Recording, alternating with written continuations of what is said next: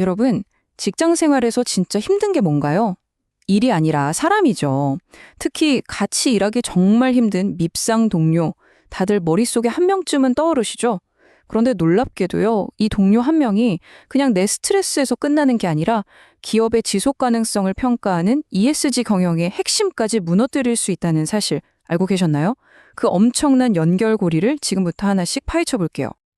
혹시 지금 머릿속에 그 사람 하고 떠오르는 얼굴 있으신가요? 한 조사 결과를 보니까요, 직장 동료 4명 중 1명은 소위 밉상일 수 있다고 해요. 와, 이 정도면 이건 그냥 내가 운이 나빠서 겪는 일이 아닌 거죠. 우리 모두의 직장 생활에 아주 보편적으로 깔려있는 현실이라는 뜻입니다. 어쩌면 바로 당신 옆자리가 그 25%일지도 몰라요. 그럼 대체 밉상이라는 게 뭘까요? 이건 뭐 외모나 그런 게 아니고요. 순전히 태도의 문제입니다. 그 사람의 행동 하나하나가 이상하게 거슬려서 은근히 막 적대감이 들게 만드는 거죠. 그렇다고 대놓고 너 왜 그래? 하기엔 좀 애매하고 바로 그래서 더 사람을 힘들게 만드는 그런 존재. 다들 아시죠?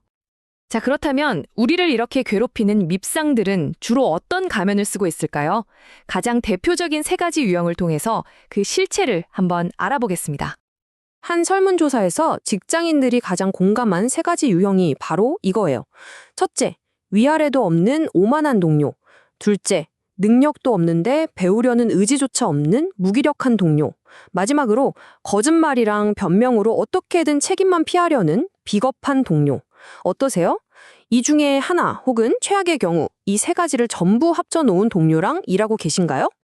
결국 보면요, 이 모든 유형을 관통하는 핵심 단어는 딱 하나, 바로 태도입니다. 사실 우리가 회사에서 하는 일의 90%는 태도와 관련이 있대요. 엄청나죠? 그러니까 아무리 그 사람이 능력이 뛰어나도 이 부정적인 태도 하나가 개인의 잠재력은 물론이고 팀 전체의 성과까지 그냥 갉아먹어버리는 겁니다. 문제는 스킬이 아니라 태도에 있다는 거죠. 자, 문제가 태도에 있다는 건 알겠어요. 그럼 그 태도는 대체 어디서 오는 걸까요? 이제 겉으로 드러난 행동, 그 너머에 있는 그 사람의 내면, 깊숙한 곳, 바로 심리를 들여다볼 차례입니다. 이 부정적인 태도를요, 하나의 나무라고 한번 상상해 보세요. 우리가 보는 그 사람의 거친 행동이나 말은요, 사실 그냥 나무에 맺힌 열매일 뿐이에요. 진짜 원인은 눈에 보이지 않는 곳, 그러니까 감정의 줄기와 심리의 뿌리에 숨어 있다는 겁니다.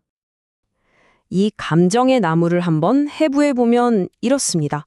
자기 정당화와 동일시라는 아주 깊은 뿌리가 영양분을 쭉쭉 빨아들여요.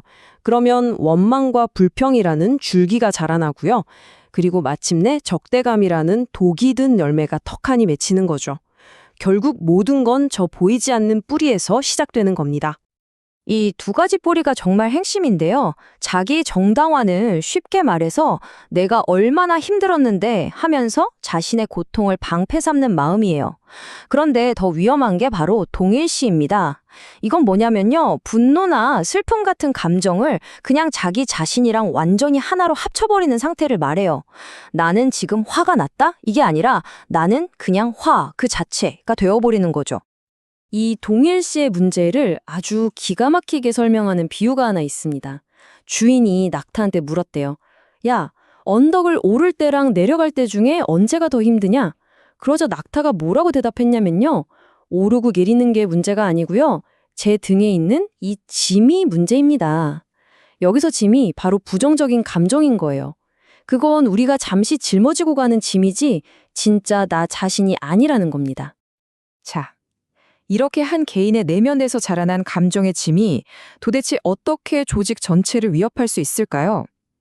바로 여기서 최근 기업 경영의 최고 화두인 ESG 문화에 이게 치명적인 독이 된다는 얘기가 나오는 겁니다. 그 파급력이 진짜 도미노 같아요. 밉상 동료 1명이 팀의 심리적 안정감, 이 첫 번째 블록을 딱 무너뜨리잖아요? 그러면 소통과 협업을 강조하는 ESG의 S, 즉 사회적 가치는 그냥 텅 빈 구호가 되어버려요. 결국 어떻게 되겠어요? 유능한 인재는 떠나고 남아있는 사람들은 의욕이 뚝 떨어지고 조직 문화 전체가 무너지는 악순환이 시작되는 거죠. 결국 진정한 ESG 문화의 핵심은 무슨 거창한 구호나 캠페인이 아니에요. 바로 내 옆의 동료, 그 한 사람을 존중하는 것. 이 아주 단순한 진리에서 모든 것이 시작된다는 걸 꼭 기억해야 합니다. 자, 그럼 이 절망적인 상황을 바꿀 방법은 없을까요? 다행히 있습니다. 이 관계의 역학을 완전히 뒤집을 수 있는 아주 현명한 대처법 3가지를 지금부터 알려드릴게요. 전략은 딱 3단계로 나뉩니다. 첫째, 철저하게 업무로만 그 사람을 대하는 것. 둘째, 감정의 전염을 막기 위해 거리를 두는 것.